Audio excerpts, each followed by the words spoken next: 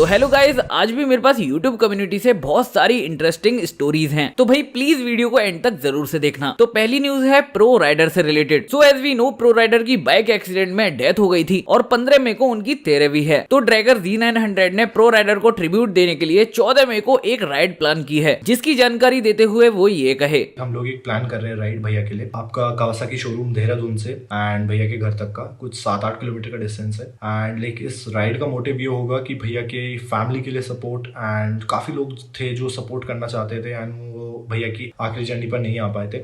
सो मैंने और अलबाब ने ये राइड प्लान की है और ये राइड होगी आपकी संडे को। बाकी डेट, टाइम, कंफर्मेशन, लोकेशन वगैरह सब कुछ जो भी आपका होगा आपको डिस्क्रिप्शन में या पिन कमेंट में दे दी जाएगी। सो अब बात करते हैं सौरभ जोशी की। तो भाई पीयूष जोशी की गलती से सौरभ जोशी का डायमंड प्ले बटन टूट गया। हुआ यूं कि सौरभ जोशी अपने सब्सक्राइबर को डायमंड प्ले बटन दिखाने के लिए ले जा रहे थे, पर फिर कुछ ऐसा हुआ जिसकी वजह से डायमंड प्ले बटन के बीच में जो क्रिस्टल होता है वो नीचे गिरकर टूट गया। आज मैं जा रहा हूँ डायमंड प्ले बटन को लेके बाहर। क्यों? सब्सक्राइबर्स को दिखाने। कोई छीन के ले जाएगा फिर करेगा यार।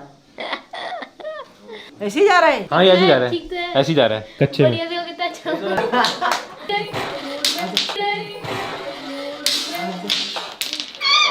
टूट है बस।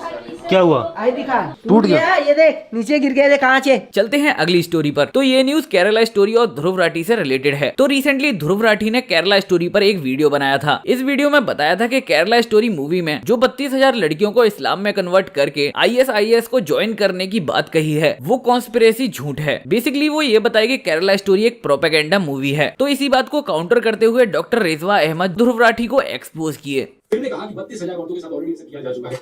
फिल्म में ये कहीं नहीं कहा गया कि 32,000 औरतों के साथ उन्हें कन्वर्ट करके ऑक्यूपाइड लैंड ऑफ आइसिस भेजा जा चुका है।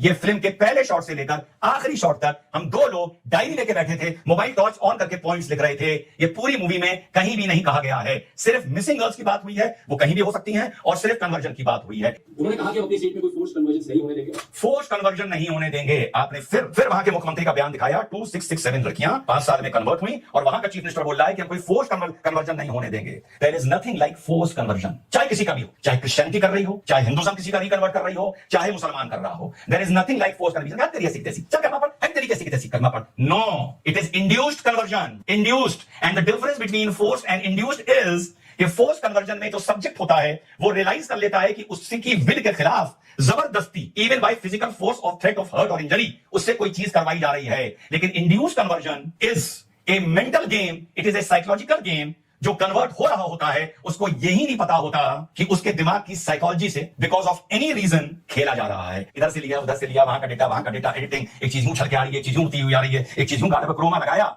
और भैया नॉलेज के पंडित हो गए।